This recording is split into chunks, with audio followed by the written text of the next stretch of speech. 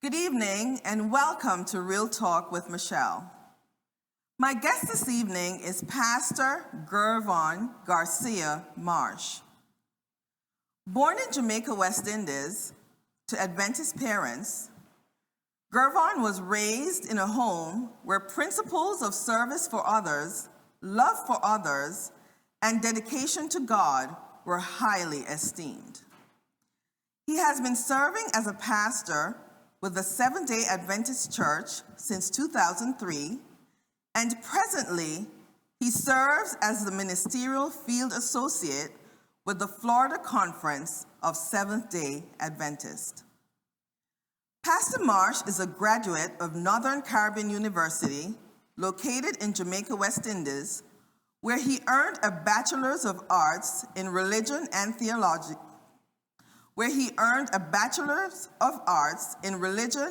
Theology, a graduate of Andrews University, located in Michigan, where he earned a Master of Divinity, and a graduate of Dallas Theological Seminary with his Doctor of Ministry degree. He is married to the former Unique Stobbs, and together they are proud parents of their bundles of joy, Kelsey Unique Marsh and Kyle Garcia Marsh. The goal of Pastor Marsh is to continue to lead souls to have a saving relationship with Jesus Christ. Welcome, Pastor Marsh. Thank you, Michelle. It's a pleasure to be here with you this evening. I appreciate it. And thank you so much for clearing that extremely busy and hectic schedule of yours. Not as busy as yours. No, but thank no, you. I think you are the word busy. I think you're the word busy. Let's talk a little bit about who is Gervain Marsh. Mm-hmm. Who is Gervon? Let's talk about your upbringing a little bit. Mm-hmm. I loved in the introduction where it stated you were raised in a home where love for others and serving others were highly esteemed. So let's talk a little bit about that. Share with us. Sure.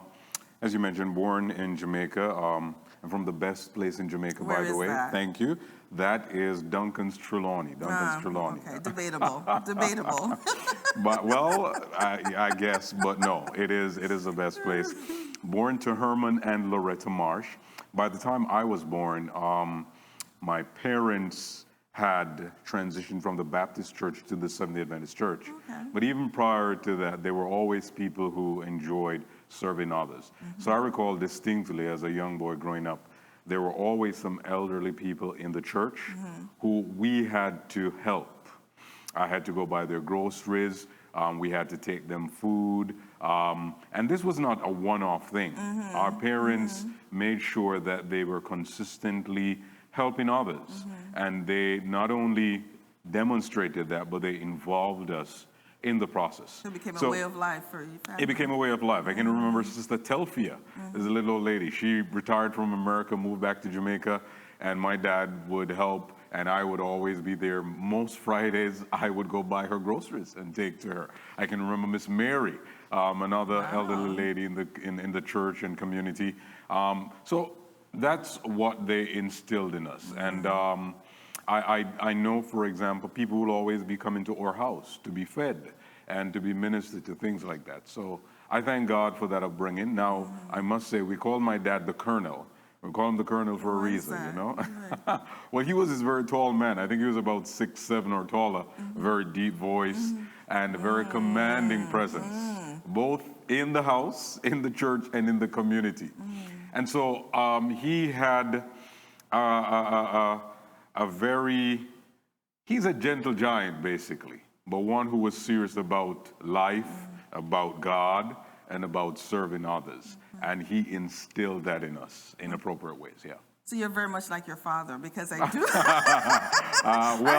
Minus the height. Minus the height, because I was going to ask you later in the program about this voice of yours. Oh, okay. It wasn't scripted, but I was going to surprise you with that question. Okay, well, thank you for surprising me now. This voice of yours, it's very deep and commanding. So I've heard. I guess you got that from your father. I give you a joke. Years ago, I called the bank. and had a conversation with this lady. And she said, "All right, Mr. Marsh, please come in so we can further discuss this." So I go to the bank and I show up, ask for this lady. "Oh, I'm Mr. Marsh." And the lady pauses for like a good 30 seconds or more, looks at me, and she's like, I thought I was talking to an old man on the phone. Oh, no. Oh, wow. No, Yeah, it is so a very commanding. Thanks to my father, I commanding got that voice. from him. Wow. Minus the height, I'm like, come on. He shortchanged you on that. He did. Okay, so you are currently a pastor, Mm-hmm. and you've been serving as a pastor since 2003. Correct. So share with me and tell me, is this something that you always knew you wanted to do, or was it a calling, or just a decision for you? Because I've interviewed a couple pastors. Right. And for some it was a calling, and for some it was something they knew from childhood, and for some it was in a dream, as in the Bible. So share with us how this came about for you. Was it something you've been called to do? Well, let me answer it this way. So part of what our parents instilled in us were these Christian values. And living in Jamaica on the North Coast, nice little, it's not that country, but nice little country church. I was involved in everything where church was concerned. And I think I may have served in most church positions, if not all. And from a tender age, studying the Bible, being involved in church, preaching, all of these things. So there were always people who, as it were confirming this call on my life. And I'd be encouraged to pursue this, etc. I really wanted to do medicine, actually. Oh, wow. And wanted to pursue that. And I remember praying a prayer to God in high school, specific about what direction to take. And I recall being a member of the debate team and always preaching all these things, that I had a teacher. He was one of those who was instrumental in saying, you should really think and pray about this. Prayed about it and had some specific directives for God, as it were. And interestingly enough, he answered my prayer in that way. And so I took that as his way of saying, yes, I want you to be a minister. And ever since I pursued that, and I've had no regrets. I really believe that for some of us, God puts us in ministry because this is where he really needs us. So yes.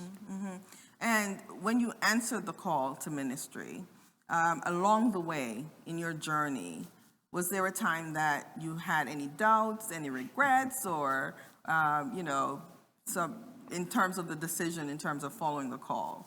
Well, let's just put it this way. So when I started ministry, I was about to tell you my age, I'm not. Very young.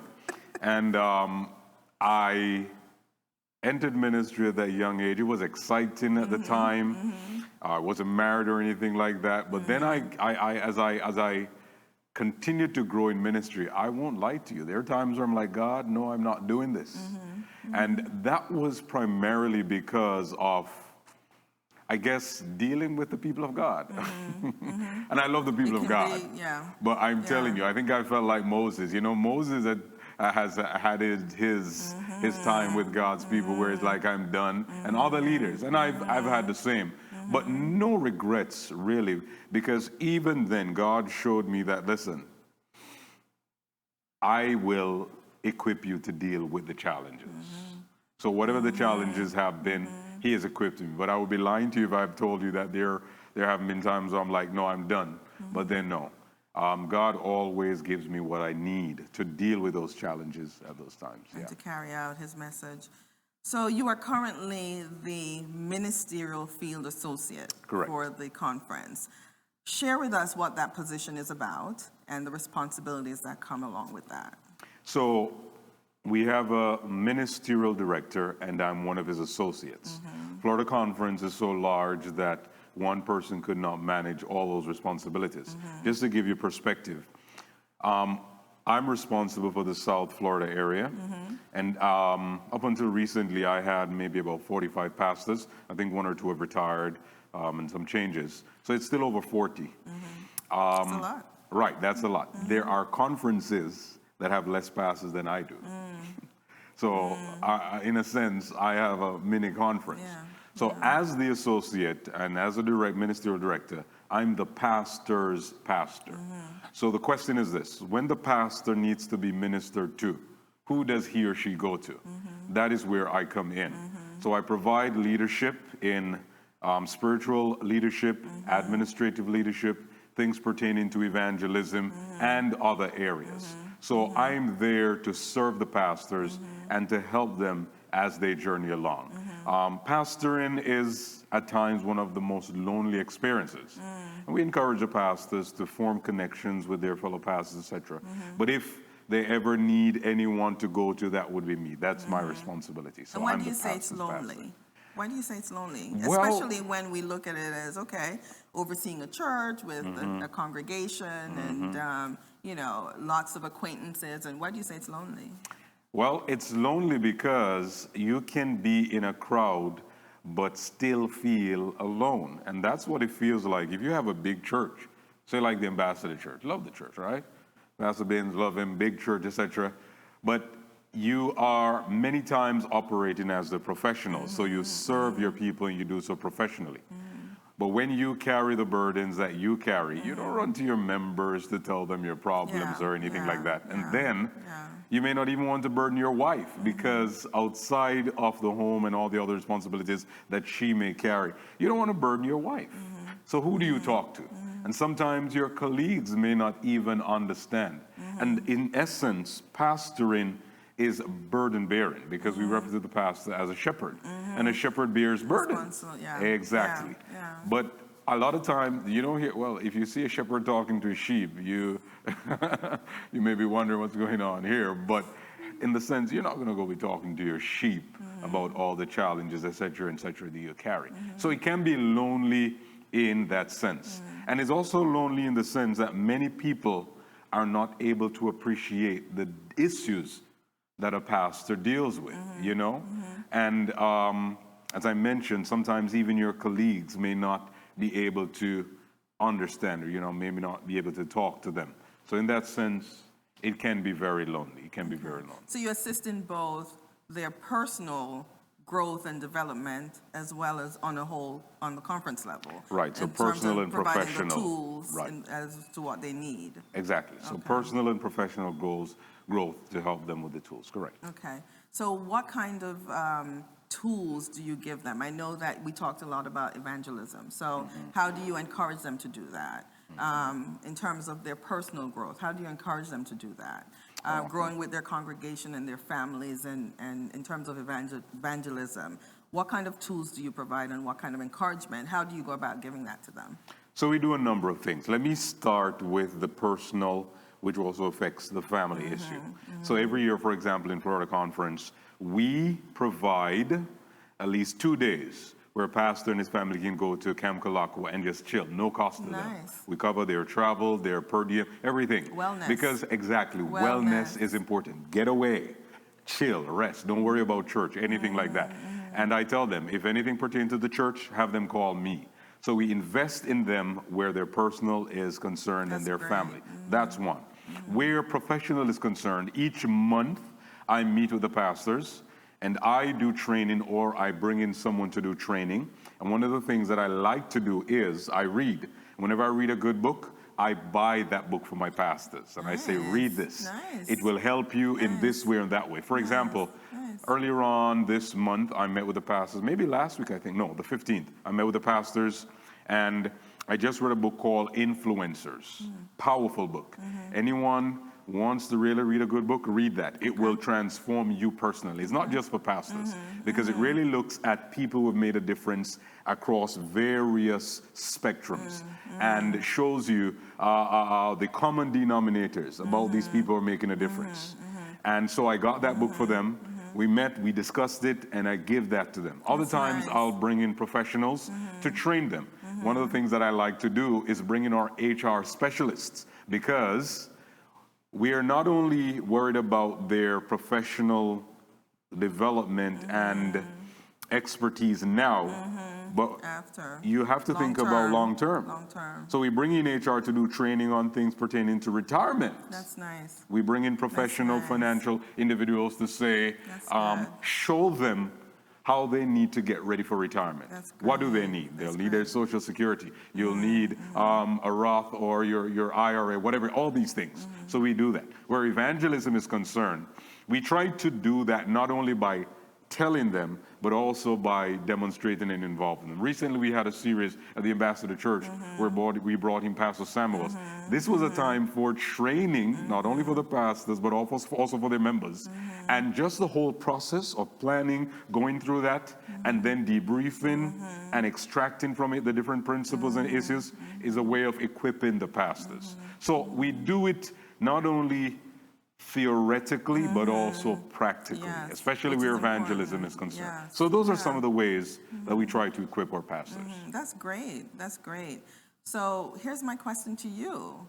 Who feeds into you? It's nice to know that you're doing all these things, but you yourself as a pastor giving back to all the other pastors, who gives back to you? Very good question. Very good question.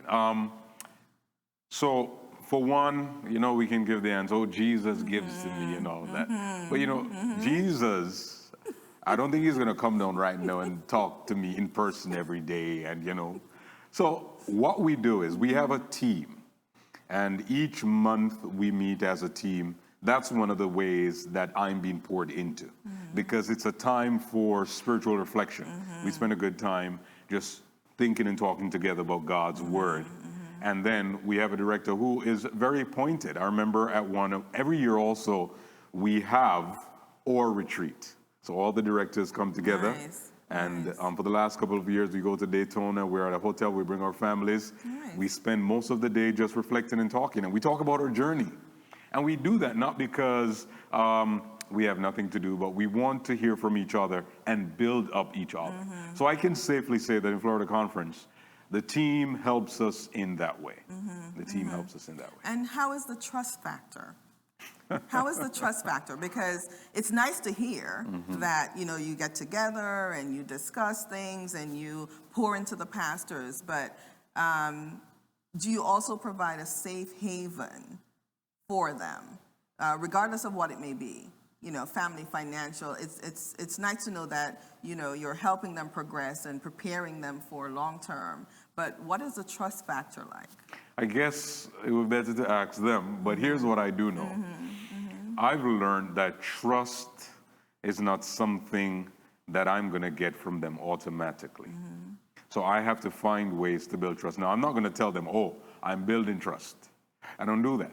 But one of the things, for example, I do is I make sure that I connect with my pastors. You're not going to build trust without communication. So I make sure that at least on a monthly basis, they hear from me. I will take them out to dinner or to lunch. We do stuff like that. And I assure them, give them certain assurances that, you know what, I'm here for you. I'll give you an example. And I don't know who's watching, but I want members to understand this. Members will call me to say, have concerns about their pastors. And one of the first things I do is this. I'll ask members, have you spoken to your pastor? Because I don't want them to believe that I'm here to discipline the pastors. Right. We want you to have a conversation with your pastor. Right. And then I'll say to them, and I've said this to the pastor, if anyone calls me, please understand, my first question is going to be, have they spoken to you? That's number one. Number two, I'll let these individuals know that I'm going to speak to the pastor. And I'll ask them, are you okay with me sharing your name? If they're not, that's fine. But I'm going to have a conversation with the pastor because I don't want them to believe that, oh, it's a conference against them. No. Because they're important to us. We're all in this together. So you do things like that to give them the assurance that no one is here trying to work against you. I'm going to do my best to protect your interest. And I've found that when you do that, you build trust. So how is a trust factor? I honestly hope that it is at a high, but what I realize is I must be very deliberate in taking steps to foster and build that. So if I can do that through communication, if I can do that through how I manage conflicts, if I can do that in how I invest in them, it makes a difference. Yeah, so deliberate and intentional with them. Intentional. Do you know all 40 of your pastors? I do. Do you have a personal relationship? Do you know them all by name? Oh, I know all them all by name. I better. Oh, that's great. That's great. Okay, I better know them all by name. And not only I know them by name, I know their churches. And I've gone to the extent where I've tried to know all their key leaders too, and especially like their head elders, et cetera, because You want to make sure that you are involved in their experience. It sounds like you're doing an exceptional job. I pray I'm doing Yes, so. yes. So what made you feel you were the one for this position? I never felt I was. How did you get into this position? Well, see, I was born April 8th. By the way, April is the best month of the year. Anyone watching, I just want to put that out there. Debatable. And I was born 19 a while back. Put it this way. There are men and women who I serve who are older than I am. Chances are they could be my father or parents, I'm saying. And I'm not, that's not lost on me. The point is, I know that there are others who are possibly way more experienced and way more qualified than I am. And I'll be honest with you, I was reluctant to even assume this responsibility. Okay. But after much prayer and reflection and talking with mentors and others, I said, Lord, if this is what you want, sure. So I'm not going to tell you that this is something that I was reaching for, because I honestly wasn't. How did it come about? How did it come about? Well, so we have a process in the conference. The position became available, and as I'm recalling, all the pastors met together, and then we submitted names. And the way it worked is the names that got the highest amount of recommendations were selected. Okay. And then they reduced that to 3 names, and then they interviewed us. And I suppose I guess I did well, and they selected me. Okay. So that's how that came about. Okay. Yeah, that's how it came about specifically. Okay. How do you balance work and family? Because you are, you know, in preparing for this interview, Don't do it. I got 17 minutes. 17 minutes in a car ride. I remember, I know. On the phone. You are a hard man to reach, always in meetings right. and busy. So how do you balance that, especially with 2 children and a wife? And now we have a newborn. He's just a month old. Yes, He was born on April 26th, just a month ago. I will not even pretend like I have that down pat, because I don't. And I'm growing in that experience, but I've learned again that I have to be intentional and deliberate. Especially when you have children, you have to be very deliberate. And how do I balance that? Well, for one, thank God, I have a very good wife. Love her, excellent. Sister Peter Gay, Unique Marsh, love her, thank God for her. She's an accountant, and so she deals with numbers. She's also an auditor. So, you know, auditors are very, exactly, but they're very to the point, matter of fact, because when you're dealing with numbers, exactly, you have to do that. So she does, I tell her, if I were as disciplined as she were, I'd be way ahead in life. So I have a wife who helps me with that. And simple things. This morning I'm leaving the house. Do you have your wallet? Do you have your phone? Because I'll get She keeps you organized. Keeps me organized. Exactly. And I give you an example. So with our devices, we have devices, primarily Macs. Sorry, you know, once you go Mac, you can't go back. Debatable. Thank you. Debatable. And the calendars are synced, so she can look at my calendar and remind me, you have this, you have this. That's another way I keep organized. Teamwork. But then also, I make sure I put everything in the calendar. I have to do that. And that way, so if I get a call from you, like this morning, I was in a meeting before I came here, from 9 to 10, 10:30, once I was finished with that, I had a call, and I could say to the pastor, I'm sorry, that date is not available because I already have something booked. I also try to be proactive. And what that means is I set a schedule.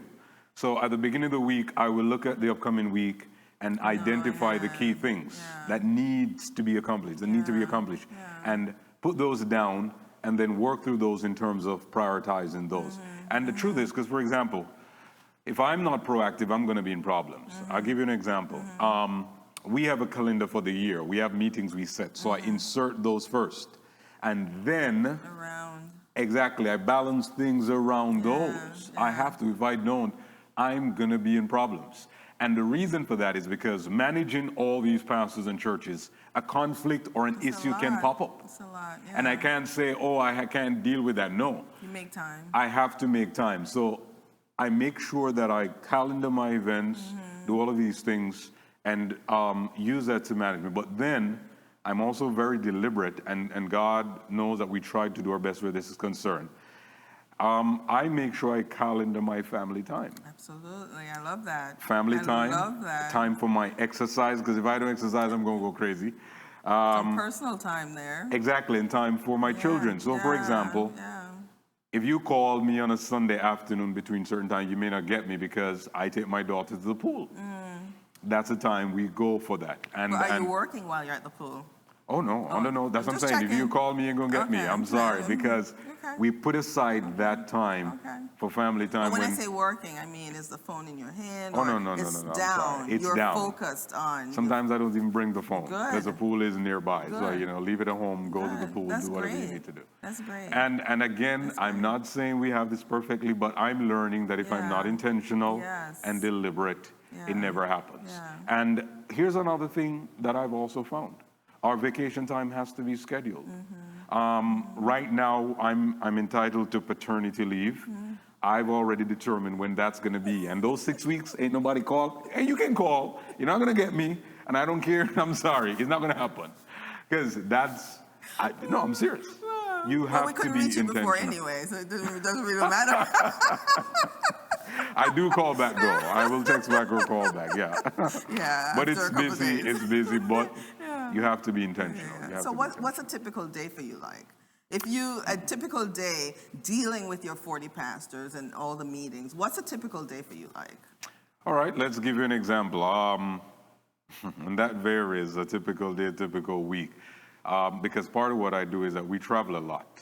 Thank God for COVID. It kind of stemmed that, but it's getting back up now. Because I was looking at my calendar this week, and I'm going to have to be flying out of town and all of these things. At least once per month, I'm in Orlando for meetings, all of those things. But a typical day begins with time with the family where I try to do my personal devotion, and then we have our family devotion. The children, my daughter has to go to school, get back. But then I block off specific time for meetings. So I will have meetings almost every week, certain meetings. But outside of that, I have a time where I spend for reading and writing. I try to read and write. Nice. That's very important. Nice. Write work-related or write on your own? Both. Both.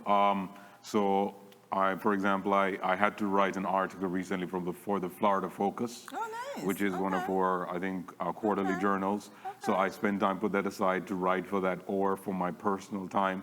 I have to write. Outside of that, I try to put aside 5 hours per week at least for sermon preparation. So 1 hour per day at least doing that. I spend time also reading because I try to read at least 2 books per month. Pray for me because sometimes this is just not happen. Say between 11 and 2, I'd spend a lot of time on the phone. Because there's always something to deal with, something to deal with. So I anticipate pastors that I want to interact with. And what I do too is at the beginning of the year, I put a schedule out and tell the pastors, I have these time slots available when we can meet to have detailed conversation. Because I try to meet with them at least twice per year for detailed conversations. And then have specific times thereafter when we call. So another hour or 2 is time for conversations with pastors, church leaders, etc., etc.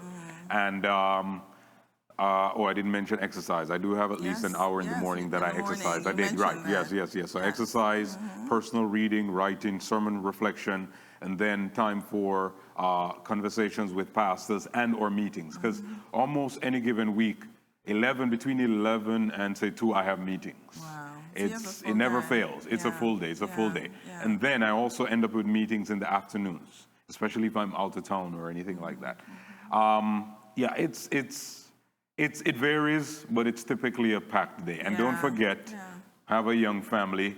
And some people may not appreciate this, but what I try to do, especially when my wife is working, when she gets off, we always have family worship with the kids in the evening. And so between, say, 6:30 and 8:30, that's somewhat of a family time too. I try to guard that to ensure that we have time to read to the kids, to put them down for bed, et cetera, et cetera. And then, of course, I have to spend time with my wife too. I can't forget my wife. Yeah, so, absolutely. Yeah, it's a packed yeah, day. it's a packed day. It's a packed life. Yeah. And you have your hands full. But it's refreshing just listening to you and hearing how dedicated you are to the work of God. By God's grace, yeah. And it stems back again from in the introduction from your childhood, you know, from giving back and the love for others and serving others.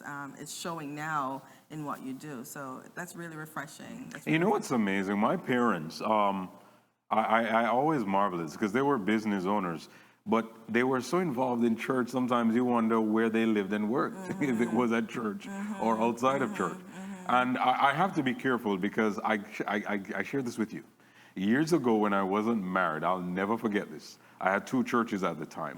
One was in Broward, one was in Palm Beach. And any given Sabbath, most Sabbaths they see me. So if I'm at one for Sabbath school, I'm at the other for the midday service, Bible class, whatever. You know what one elder said to me once? What? He said to me, Pastor Marsh, don't get married. So I'm like, what do you mean don't get married? Like, you're enjoying marriage and the benefits. He's like, no, because you're doing such a good job and you have time for us. If you get married, you won't have time for us. You know, and I said, selfish. A little selfish. So I said to myself, really no, I am getting married and I'm going to make sure that I balance myself because I'm not going to be so invested in the church that people are going to be thinking, oh, you're committing so much time to us, keep it going. No, because I've learned that at the end of the day, one day, God's willing, I may retire. And when I retire, what am I going to have? Yeah. It's my family. Your family. Yeah. Your family. But it's, again, I have to stress, especially, and I'm not being biased, but especially young black man. It's Praise so God. Yep. refreshing to see your service to God. Because you could be anywhere doing anything. Exactly. So it's definitely a refreshing thing. And as I'm mentioning the young black man, let me ask you, and I'm going a little off topic. That's all right. But what are your thoughts on the treatment of our black men today? You know, we've gone through, you know, the police shootings and, you know, all that stuff. What are your thoughts on that? Let me answer this by sharing an experience I had. When living in Michigan, I remember going to a mall one day with a friend of mine. I'll never forget this. I'll never forget this. For some strange reason, and this is in that particular place in Michigan, black folk are not the majority. But for some strange reason that day in the mall, it's like we were the only black folk. I kid you not. Wow. Not another black person in sight. I went there to pick up something at the store. And when I went to the store, they said, oh, give us a few minutes, it's not ready. So we said, let's walk through the mall. We're walking through the mall, and we're there talking, enjoying ourselves. When a police officer rolls up on me, and he's mad. Why are you two fighting in the mall? I hear you two fighting in the mall. At first, it didn't occur to me what he was saying. I was wondering what's going on. And then I said, excuse me? And then he started, oh, we heard you two were fighting in the mall. I'm like, sorry, what do you mean you two were fighting in the mall? Right. And then I realized what was happening. Apparently he had been raided because I heard someone on the radio telling that there's a fight in the mall. Now he doesn't know who's fighting, but I guess two black people are here and no one else, and we're fighting. And that's when the grace of God, which is sufficient, was not sufficient for me because I was about to lose it. And my friend, bless her heart, I'm going to send this to her so she watches it, Charlena. She's the Speaker of the House in the island of Montserrat. Love her dearly. She just sent me a picture. She's just coming from Britain, having met with the royals and all of that. Love her dearly. She can vouch for this. I was about to lose it, Michelle. And she grabbed me, Gervon, because I couldn't believe that this was happening in this country where it's the land of the free and the brave. And I reference that to say to you, and I have other experiences, where it is not a figment of people's imagination. It's a real thing. Where black men, young black men are being discriminated against in many ways, et cetera, et cetera. It's not having experienced it, I know it's real. And that's why I say to my young black men, unfortunately, sometimes we have to work way longer and twice as hard just to achieve what others have done. So I want to encourage young black men to do this, work hard, because unfortunately, and people can debate this, but having experienced it, unfortunately, things are stacked against us. It is, financially, spiritually, emotionally. Exactly. Yeah. It is. Yeah, And so, yeah. if you're contending against things in a Yes, system that yeah. is systemically designed to keep you down, Yeah. it's not going to be easy, but you have to press and you have to do all you can to fight against and do it appropriately, which is why I don't endorse anything that is going to work against me. And I believe also it's important that we embrace and understand the importance of the institution helping us. What do I mean by that? What do I mean by that? I believe the church has and continues to make a difference in the lives of those who are marginalized and disenfranchised. And we as a church have to do everything we can to empower our young black men so that they know that they have worth, they have value, and they can and continue to make a difference in this world. Yes. I'm not just an object for target practice for somebody to shoot at. No. I'm a child of God. I'm valuable, and I can and will make a difference in this world. And I'm not going to let anyone diminish or demean my value in this world because God has given me my worth, and I'm worth a lot. Yeah, but it's well said, very well said. But I know that, one of the very first shows that I did with Real Talk it was a group of black men and asking, what is it like to be a black man? And I know that for a lot of men out there, they get discouraged because it's like every 10 steps that they take is another 10 steps backward, so it can be very discouraging. Can be discouraging, but here's what, this morning, for some reason, my daughter had my phone, and these kids are. She's 3 years old. She's going to tell me what she want to go on YouTube. I'm like, no, too early, whatever the case is. But then I saw something on it, and it caught my attention. This movie was released recently. It's called The Banker, I think it is. It was about a young black man. You know what he did? Understanding the system was set up against him. He grew up in Texas at the time, in the 30s, which was the most racist state at the time. And the idea is that he used to shine shoe. You know what he did? He would only go into the white neighborhood and shine shoe and listen to these bankers. Listen to them to get tips. Eventually, he became very successful and was able to go back there and buy the banks. Of course, the system stacked against him, tried to oppress them, but they outsmart the system. But the point I'm making is this. We have to find ways to outsmart the system. Go around it. Exactly. We have to find ways. And I've never watched it. I just saw the preview, but I'm going to watch it, and I'll recommend it to others because I like motivational stuff like this that show you how others have found ways to beat the system, the very system that is stacked against us. So we can do it, and we should. We should. Absolutely. So, Gervon Marsh, yes. What do you do for fun? Because in talking, I found out that you are a trained pilot. Yes, ma'am. How did that come about? Was that a childhood goal of yours? Or tell us about that. That has been a childhood dream. Part of my long-term goal is to be a missionary who can, do flights to places that do not have access to certain medical things and benefit them. I love mission trips. That was your goal of becoming a pilot? That was behind it? So I believe that ministry is not limited to the work in the church. Ministry is beyond that, exactly. And so I've always loved flying. Two things. One, I remember flying one day, and we were in the worst storm, and I'm there sleeping, and people think that is weird, but I don't know. Michelle, I don't know about you, but when I go on a plane, I'm knocked out. I'm knocked out. It's just, exactly. I don't want to know. I don't want to see. No, I want to see. I don't mind it. I sleep. If that plane goes down, I don't want to know. It's because I'm so calm. I don't know why. Up there, calm, love it. I took my wife flying one day. I'll never forget this. We're flying along the coast here in Fort Lauderdale, and the tower radiated to tell us that another plane was going to pass us. And it's a bigger plane, and we're at the same altitude. And what that does is it creates a wake. So, if you're on the water, a bigger boat passes, it creates these waves that creates a wake. The same thing happens in the air. And so you have to brace yourself because it will literally flip the plane. So you have to bank into the wake, so to speak, just so the plane doesn't flip. My wife was on the back seat. And at the time, my instructor was on the front with us because I was doing my instrument rating, whatever it is. And all I know, my instructor was like, what's going on? I'm like, what happened? I looked around. My poor wife, when the plane passed, she dragged on his seatbelt and started choking this man because she's terrified. You know, this little Cessna 172 is a small plane.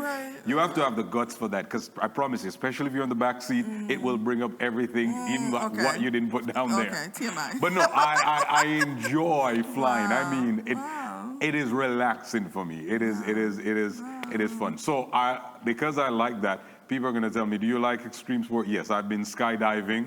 I scuba dive. I love motorbikes, but that's good. My mother and my wife told me no more. No, not happening. I love speed. I love speed, driving. Let's not talk about speed. Listen, there you personal from my own heart. But yeah, I love swimming. I swim a lot, and then I work out. I also do long distance road cycling. So on any given Sunday, minimum 40 miles I'll cycle. So I leave my home, head down the road, averaging between 19 and 21 miles an hour. So that's not for the faint of heart.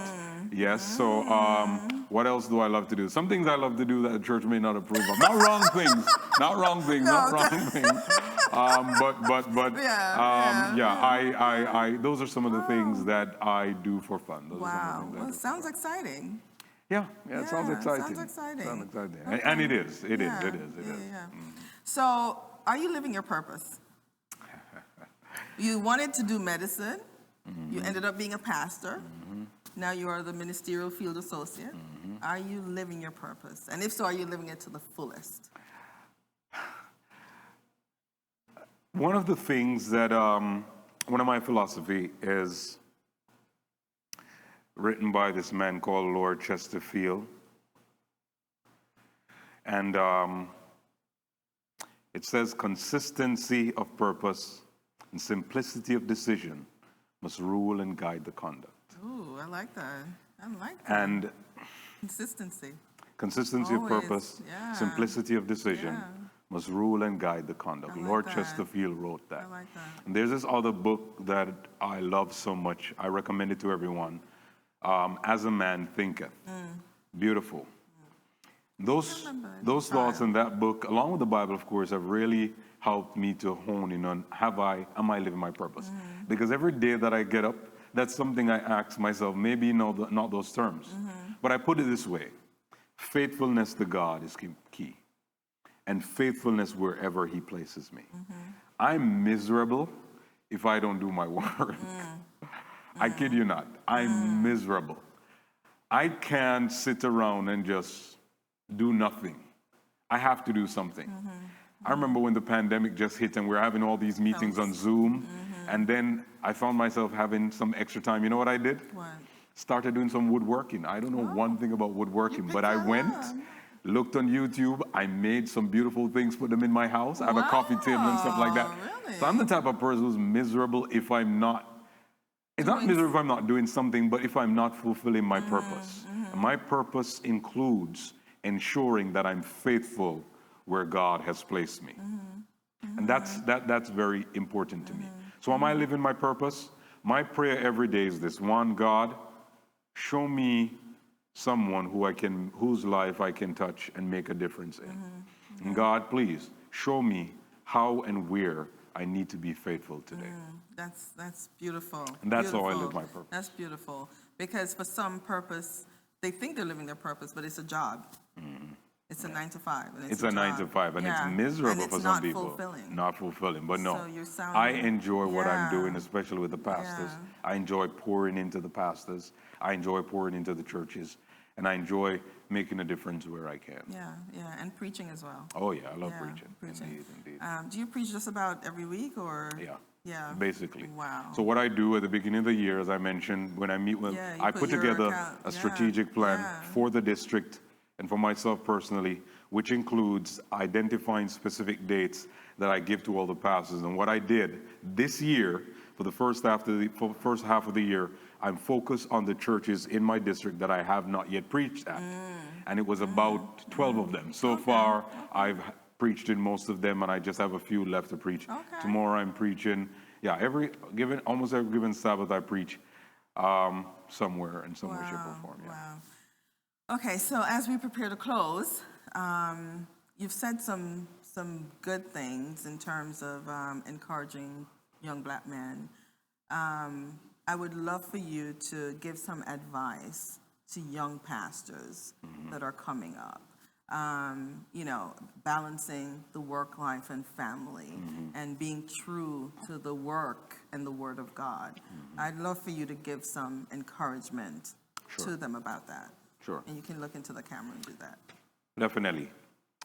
This is what I would say to young pastors as you enter or you're starting or going through ministry now. Number one, prepare for the unexpected. What do I mean by that? I entered ministry with a utopian view, thinking that, certain things were going to be a certain way, and it didn't always pan out like that. And so I had to prepare for the unexpected, but understand that God already knows what you need and will meet those unexpected situations. So that's number one. Number two, grow professionally. What do I mean by that? Tap into. Nobody's going to invest in you if you don't do it for yourself. You have to do that. Personally, there are a number of things that I do. I read consistently. I go to seminars. I invest in my education. So I didn't wait for the conference to tell me, go do your master's. I actually started my master's. And then they came on board, took care of that. Same thing with my doctorate. I believe that I have to invest in myself academically and otherwise. And even now that I'm not in school, so to speak, I make sure that I keep investing in myself. So you have to invest in yourself in more ways than one. Number three, and don't miss this one because this one is very important. Take care of your physical and your mental health. And let me say that again. Take care of your physical and mental health. I see so many pastors, and this is very disheartening for me, who gave their entire life service to the church, retire, and then cannot enjoy their retirement because they do not have the physical stamina or they have suffered from some debilitating disease. Nobody's going to invest in your health if you don't do it. So you have to do that for yourself. And I've learned that when I take care of the physical, it would also help with the mental. That means that you're doing everything to help yourself mentally because we're burden bearers. When people come dump their problems on us and all of those things, you have to find ways to appropriately manage that so that it doesn't cripple you mentally or otherwise. So you have to invest in your physical and your mental well-being. Number four, and I think this one is also very, very important. Nobody's going to take care of your finances for you. Make sure you are doing what you need to do where that is concerned. What do I mean by that? Have a budget each month. Find a financial planner who can help you think for now and for the future. Because get this, finances are a spiritual matter. Can I say that again? Stewardship, specifically finances, is a spiritual matter. We're called to be stewards. You remember the parable, Jesus invests? It's a spiritual matter. So you have to take care of those things because a lot of times we think the spiritual is separate from the financial. No, it's not. We are holistic beings and we have to take care of all aspects, including the financial, which is a part of the spiritual. Another thing I'll say to you is this. Find people who can invest in you. I have mentors that I can call. Yesterday, one of my mentors called me, and his simple question for me was this: how are you coping with the new addition to your family? And you don't know how that refreshes me, just to know that I have a mentor who can call me and ask a question like that, because not many people will do that for you. So find a mentor who will invest in you. And don't just find any mentor, because I promise you, you want people who have connection. This mentor, he's a former VP of one of our big institutions and all of that. I went to him and I asked him, can you be your mentor? And he agreed. So find people who can invest in you and who can pour in you. And then, finally, I think this one is very important. Do not neglect time for God and time for your family. Don't, please. I don't know about others, but I find that if I ever neglect my time with God, and in the busyness of everything I have to do, by the way, Michelle, I have to tell you this. I got to tell you this. Yeah. I've learned that life is a series of ups and downs. You see, before the baby was born, I had a schedule. A baby comes in the picture, forget that. Changes everything. Yeah. So I have to work around that. Yeah. Whereas in the mornings I could have gotten up. Listen, I sleep. This thing tracks my sleep. Since this child has been born, I don't think I've slept 5 hours straight. Wow. I have not. So where's the time for my devotion? Yeah. My devotion time honestly has shifted. It's when that baby is asleep, possibly somewhere between 10 and midday, that I'm able to spend time with God now. Mm-hmm. But I'm not going to neglect that. Mm-hmm. And I'm also not going to neglect my family. Mm-hmm. And I believe that if you do these, among other things, because others will have other things they'll suggest to you, mm-hmm. but I believe that these are some key issues that you can do to invest in your ministry, in yourself, and in the key individuals that God has placed in your lives, especially your family, to help you grow and develop the way God wants you to. Wow. That's why you're the pastor's pastor. Oh, that really? Was a mini seminar, mini sermon. That was some good advice. Good advice. And before we go, I just want to quickly ask you, I asked this question to the other pastors that I've interviewed in the past. What does the burden of winning souls like for you? What is that for you? Because I know that it's tough. I know that that's the calling, and I know that that's the work of God to win souls. But what is that feeling like? What is that like for you?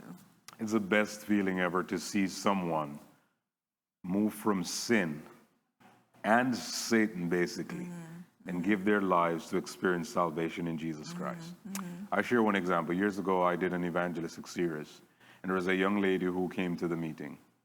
The first night she came, Michelle, have you ever heard the song, Turn Your Eyes Upon Jesus, Look Full in His Wonderful Face? I had to do that. Because the sister she came to church, and the way she was dressed, I had to look to Jesus. I'm serious. And I never forget this. Mm-hmm. She kept coming, and I started to notice a transformation externally, which clearly was being occasioned by something internally. The dress started to change. The demeanor started to change. Everything. And I kid you not, it was so amazing. And she decided to give her life to Jesus. The day of her baptism, nowhere to be found. Oh, wow. And as a preacher and as an evangelist, you're like, whoa, what's going on here? Yeah. Call the Bible worker. The Bible worker is trying to find her, can't find her. And I'm there worried because the service is going on. And I said, I walked outside. I'm looking, can't see her. Mm-hmm. And I was particularly interested in that one young lady because no one in her family was a member of the church or anything like that. And she was serious. Sometimes, you have to literally compel, the Bible said, people to come. That wasn't the case. She literally came to Jesus. So I was like, where is she? And I'll never forget this. I walked out the church yard that day to go to my car to go see if we could find her. And I saw her coming down to the church. And as she approached me, I'm like, what happened? And she said to me, Pastor, this morning I got up, my mother told me that you're not joining that church. And she said, if you join that church, I'm kicking you out of this house. She said her mother, she had her clothing ready to come to church. Her mother took everything and threw out the house and threatened she was going to destroy them. Wow. She came to church in flip-flops. And this is a young lady who would never do that. But she said, I'm serious about giving my life to Jesus. She came anyway. And I'm seeing her face right now and remembering that experience as she walked. That was so refreshing. There's nothing more joyous than to see someone turn from sin and turn to salvation. Nothing more joyous than that. This morning, the meeting I was having was with a group of pastors as we're planning a major evangelistic series. And we're doing that because, again, we have to be deliberate and intentional. We had a series here recently at Ambassador, I'll never forget. A young man came from New York. Yes, I remember that.